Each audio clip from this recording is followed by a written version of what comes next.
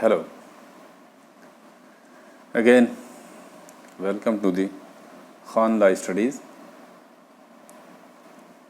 Last video में हम general offer को डिस्कस कर रहे थे। किसी टेक्निकलिटीज़ की वजह से वो वीडियो पूरा नहीं हो सका। ऑफ़र्स के बारे में आपने जैसा पढ़ लिया कि ऑफ़र किसे कहते हैं, कब कहा जाएगा कि कोई व्यक्ति कोई प्रस्ताव करता है। जनरल ऑफ़र ऐसा ऑफ़र होता है जो कि it is made against the world, समस्त संसार के विरुद्ध जो ऑफ़र किया जाता है उसे कहते हैं general offer. General offer is not made against a certain person. General offer की जो शर्तें जो भी पूरा करके आगे आएगा, उन शर्तों को पूरा करेगा तो कहा जाएगा कि उसने इस ऑफ़र को एक्सेप्ट कर लिया। N offer when accepted it becomes a promise. और जब उसने उन शर्तों को पूरा कर दिया है तो प्रस्तावक प्रॉमिसर जो है अपने प्रॉमिस से बाध्य हो जाएगा। इसका मशहूर केस बताया गया था Carlill versus Carbolic Smoke Ball company. Smoke Ball company ने स्मोक बॉल्स बनाई और ये एडवर्टाइजमेंट किया कि स्मोक बॉल को लेने से अगर किसी व्यक्ति को इन्फ्लुएंजा हो जाता है तो उसे 100 पाउंड अदा करेगा। जो प्लेंटिफ है, इसने स्मोक बॉल को यूज़ किया, इसके बावजूद इसे इन्फ्लुएंजा हो गया और इसने अपने 100 पाउंड के लिए सूट फाइल किया। वहाँ पर जो आर्गुमेंट दिए गए वो आर्गुमेंट ये थे कि it was only an advertisement, it was only a puffing advertisement, there was no intention to form any legal relation. इसके अलावा ये भी कहा गया कि ये प्रस्ताव, इसका कम्युनिकेशन वादी से नहीं किया गया था, तो लीगल इंटेंशन भी नहीं था, प्रस्ताववादी को कम्युनिकेट भी नहीं किया गया था, इसलिए ये जो है इन्फोर्सेबल एग्रीमेंट नहीं है और कंपनी बाध्य नहीं है 100 पाउंड देने के लिए। लेकिन कंपनी ने 100 पाउंड जो है बतौर गारंटी एलाइड बैंक में जमा कर दिया था, जिससे ये हाउस ऑफ लॉर्ड ने ये नतीजा निकाला, ये 100 पाउंड आपने जमा किया है, इसका इंटेंशन क्या था। ये आपका इंटेंशन जो था 100 पाउंड देने का था, एक लीगल रिलेशन क्रिएट करने का था। तो Carlill versus Carbolic Smoke Ball Company, it is a leading case on this point. Next topic हम डिस्कस करेंगे फिर offer and invitation to offer, या कहते हैं invitation to treat. Offer and invitation to offer में डिफरेंस समझ में आना चाहिए कि जहाँ कोई व्यक्ति ये एडवर्टाइजमेंट करता है कि उसके पास कुछ किताबें हैं, कुछ सामान हैं जिन्हें वो बेचना चाहता है, ये कोई प्रस्ताव नहीं है। इसका मतलब सीधे होता है कि वो बेचना चाहता है। Such advertisements are offers for negotiation, यानी अगर कोई व्यक्ति खरीदना चाहता है तो he can negotiate without expressing his final willingness. यहाँ फाइनल विलिंगनेस नहीं है, वो अपनी शर्तों पर कारोबार चलाना चाहता है, उसको निगोशिएट करना चाहता है। He only willing to negotiate. He does not make any offer. If any person is interested, he may negotiate on the condition of the offer. इस पर लीडिंग केस है Harvey versus facie. Harvey versus facie, ये cases याद रखिएगा या कभी इसके fact दिए जाते हैं। जैसे plaintiff telegraphed to the defendant will you sell us bumper hall pen? Question number 1, क्या आप बम्पर हॉल पेन को बेचेंगे? टेलीग्राफ लोवेस्ट कैश प्राइस, इसका जवाब टेलीग्राफ से दीजिए, इसका न्यूनतम मूल्य क्या है? The defendant replied also by a telegram. Reply क्या थी? Lowest price for the Bumper Hall Pen is £900। बहुत ध्यान से देखिएगा, लॉ है। जवाब में दिया कि बम्पर हॉल पेन का न्यूनतम मूल्य 900 पाउंड है। प्लेंटिफ ने फौरन टेलीग्राम करके कहा, we agree to buy Bumper Hall Pen for 900 pound asked by you. लेकिन हुआ क्या? Defendant refuse to sell the property.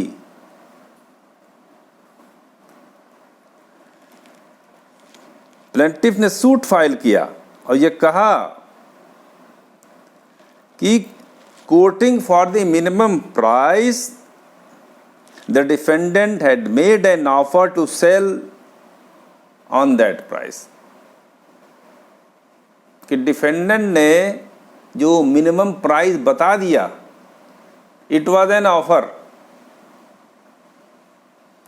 और जिसे प्लेंटिफ ने एक्सेप्ट कर लिया। लेकिन जो जुडिशल कमेटी थी उसने क्या कहा? लॉर्डशिप ने कहा कि टेलीग्राम में 2 सवाल थे कि क्या आप बम्पर हॉल पेन बेचना चाहेंगे, दूसरा सवाल उसका मिनिमम प्राइस बताएं। लेकिन डिफेंडेंट ने पहले सवाल का उत्तर नहीं दिया। First question is unanswered, only he quoted the minimum price of the bumper hall pen. There is no willingness to sell. उसने अपनी बेचने की इच्छा नहीं जाहिर की, उसने आपके पहले सवाल का जवाब नहीं दिया, और इसलिए कहा जाएगा कि डिफेंडेंट ने कोई ऑफर बम्पर हॉल पेन को 900 पाउंड पर बेचने के लिए नहीं किया था।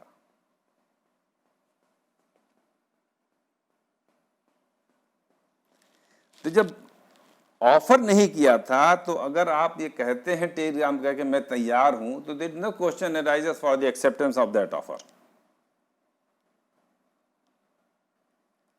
बल्कि ये जो प्लेंटिफ है, जब इसने ये कहा कि 900 पाउंड पर खरीदने को तैयार है, ये जो प्लेंटिफ का कहना है, ये अपने आप में अब ये ऑफर हुआ कि वो 900 पाउंड देने को तैयार है उसका, लेकिन इसका कोई जवाब आगे कोई डील डिफेंडेंट ने नहीं किया। तो यहां पर जो प्लेंटिफ का सूट था वो फेल कर गया। अब देखें proposal and invitation to proposal में कौन कौन चीजें आती हैं। डेली देखें आप, टेंडर नोटिस, गवर्नमेंट जो टेंडर निकालती है कि tenders are invited for supply of such and such thing, quote the rates. आम पब्लिक को ये ऑफर किया जाता है कि ये सप्लाई जो करना चाहे अपना रेट, अपनी शर्तें जमा कर दे। तो टेंडर नोटिस जो होती है, तो ये सरकार ये जो भी टेंडर निकालता है, it is only invitation to offer. Invite, offers invite किए जाते हैं।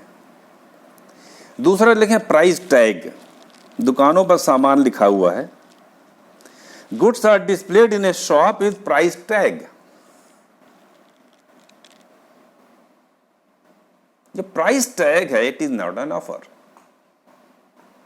It is invitation to offer, to negotiate on that price। Although there is a self-service system, self service system में सामान अगर टैग लगा के रखा है, तो ये नहीं कि जो रेट लगा है उस पर दुकानदार बेचने के लिए बाध्य है। ही may refuse, that is not an offer।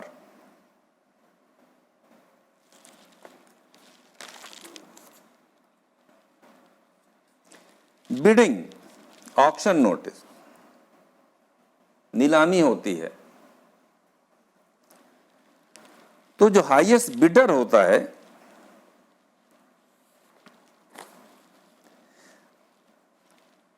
nothing more than offer to buy and it requires to be accepted by the auctioneer.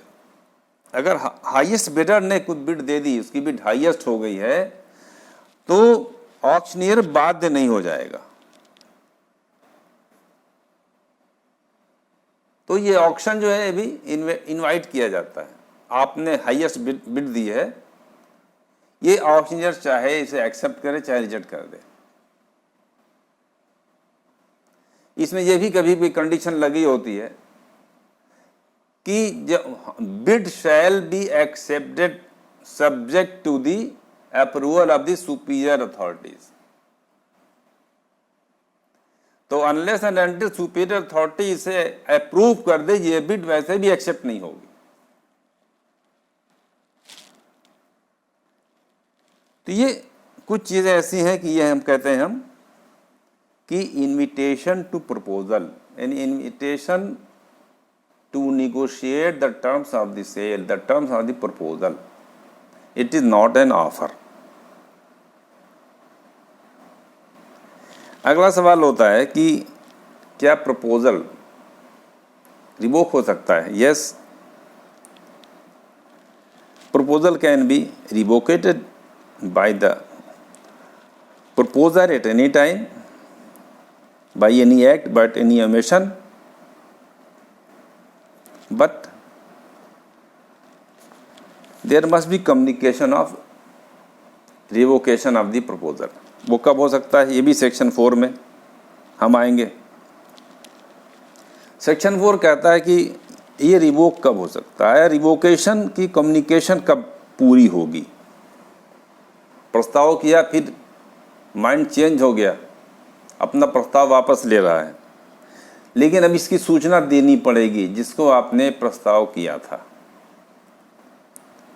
Section 4 reads as the communication of the revocation is complete as against the person who makes it.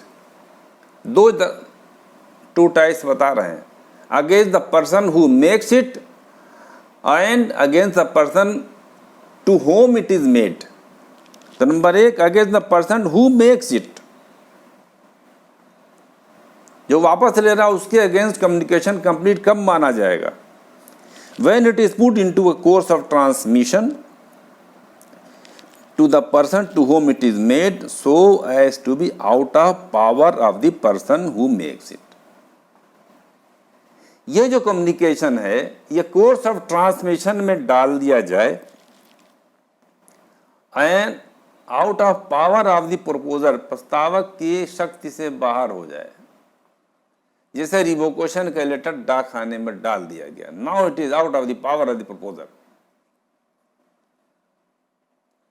तो प्रस्तावक के विरुद्ध communication की सूचना तो complete मानी जाएगी, but as against the person to whom it is made when it comes to his knowledge, जिस व्यक्ति को ये प्रस्ताव वापस लेने की रिवोकेशन की सूचना भेजी गई है, जब उसके ज्ञान में, उसकी नॉलेज में ये रिवोकेशन आ जाएगा, तब ये रिवोकेशन तब कंप्लीट होगा।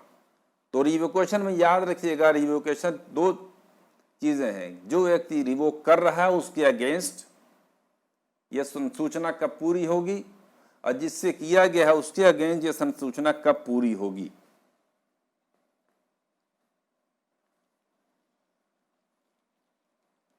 फिर सेक्शन 5 क्या कहता है? A proposal may be revoked at any time before the communication of its acceptance is complete. बारीक चीज है यहां पर, इसको ध्यान से पढ़िएगा, ये पूछा बहुत जाता है। सेक्शन 5 में इलस्ट्रेशन है, ये पूछे बहुत गए हैं, तो मैं सेक्शन 5 को मैं डिटेल आपको इसे इलस्ट्रेशन ही बता दूं। सेक्शन 5 के A proposal may be revoked at any time before the communication of its acceptance is complete as against the proposer but not afterwards. A proposal may be revoked at any time before the communication of its acceptance is complete as against the proposer but not afterward. समय क्या होगा, कब समय सीमा है, limit है, कब तक आप अपना प्रस्ताव वापस ले सकते हैं. At any time before, उस समय से जस्ट पहले पहले, जबकि इस रिवोकेशन की संसूचना प्रस्तावक के विरुद्ध कंप्लीट न हो जाए. संसूचना अगर प्रस्तावक के विरुद्ध कंप्लीट हो गई उसके बाद नहीं हो सकता, बट नॉट आफ्टरवर्ड्स. जो व्यक्ति प्रस्ताव कर रहा है, पहले उसने प्रस्ताव किया,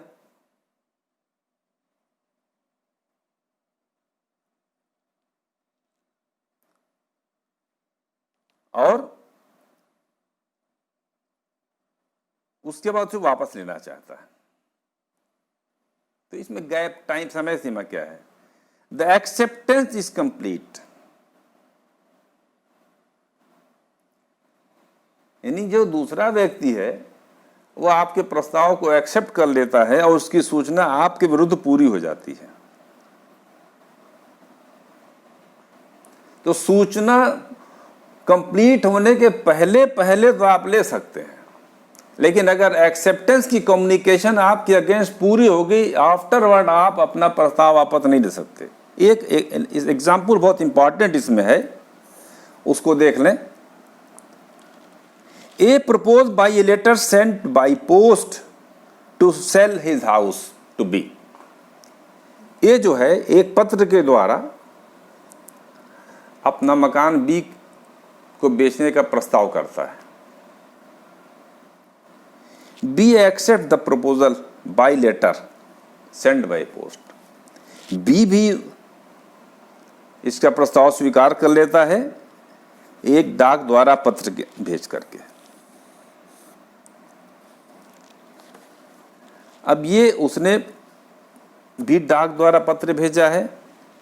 अब समय सीमा क्या, उनका टाइम बचा है ए के पास. A may revoke his proposal at any time before और at the moment when B puts his letter to acceptance.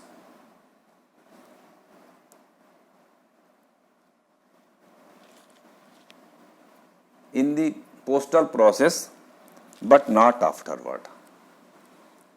यानी संसूचना के बारे में क्या कह रही है कि लेटर उसने, वो एक्सेप्टेंस का लेटर जो है, जो उसने डाक में डाल दिया है उसके पहले पहले.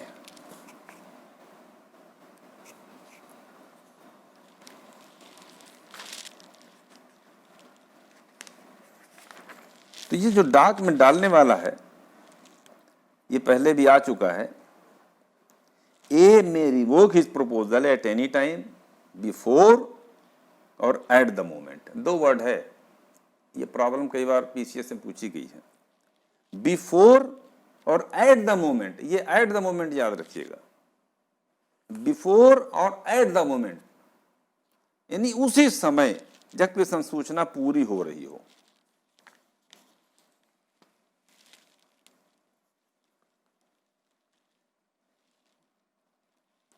A may revoke his proposal at any time before or at the moment when B posts his letter of acceptance, but not afterward.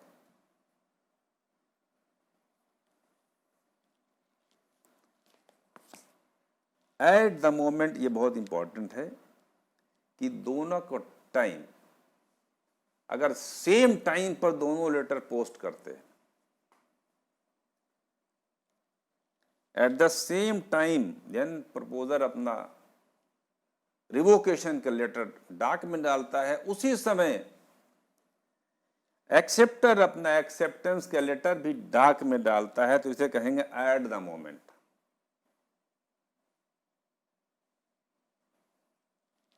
दोनों पत्र, दोनों लेटर का समय अगर एक ही हो तब तो रिवोक होगा, इसके बाद रिवोक नहीं हो सकता।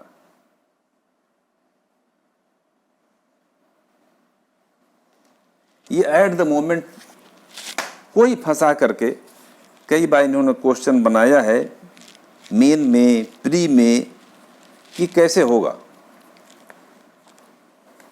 तो ये जो इलस्ट्रेशन है दीज आर वेरी इंपॉर्टेंट।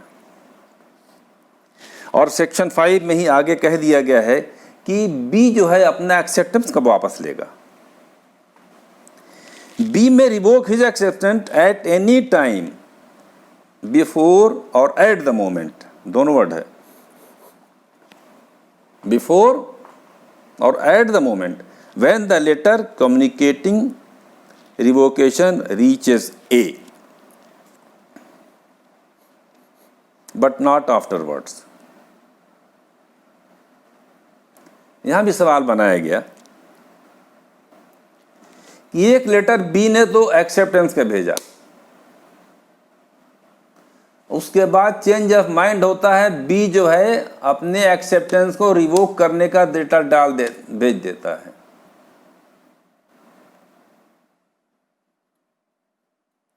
दोनों लेटर एक साथ प्राप्त होते हैं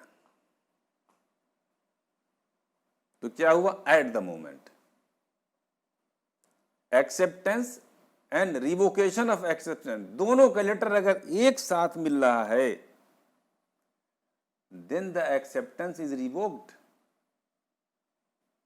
but not afterwards। तो ये दोनों रिवोकेशन ऑफ प्रपोजल में भी दो वर्ड यूज हुए हैं, बिफोर और एट द मोमेंट, और रिवोकेशन ऑफ एक्सेप्टेंस में कहा गया है द कम्युनिकेशन रीचेस ए, यानी जो एक्सेप्टेंस की कम्युनिकेशन है ए के पास जब पहुंचती है तो उसी समय वापस हो सकता है, उसके बाद नहीं हो सकता।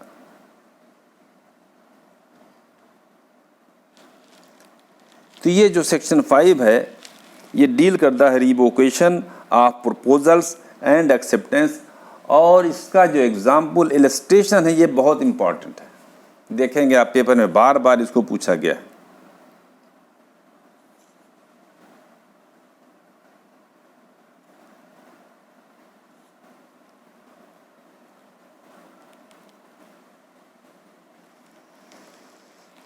तो जो भी सेक्शन पढ़ाया जा रहा है इस सेक्शन के साथ आप देखेंगे कम्युनिकेशन व्हेन कंप्लीट, इसमें इलस्ट्रेशन है, और section 5 revocation of proposal and acceptance, इसमें भी इलस्ट्रेशन है।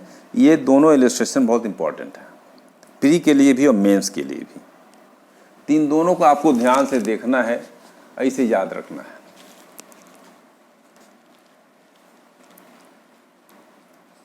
इसके बाद कुछ और इम्पॉर्टेंट चैप्टर हैं उसको हम डील करेंगे। एक तो ये है कि ये तो mode of revocation of proposal है सेक्शन 6 में, ये देख लीजिएगा आप लोग कि क्या क्या ढंग हो सकता है रिवोकेशन का, कंडीशन क्या क्या हो सकती हैं। सेक्शन 6 है, सेक्शन 7 है, ये बहुत पढ़ाने वाले ऐसे इंपॉर्टेंट चीज़ें नहीं हैं। एक्सेप्टेंस मस्ट बी एब्सोल्यूट होना चाहिए, अनक्वालिफाइड होना चाहिए, ये कंडीशन आप सेक्शन 6 और 7 की देख लेंगे।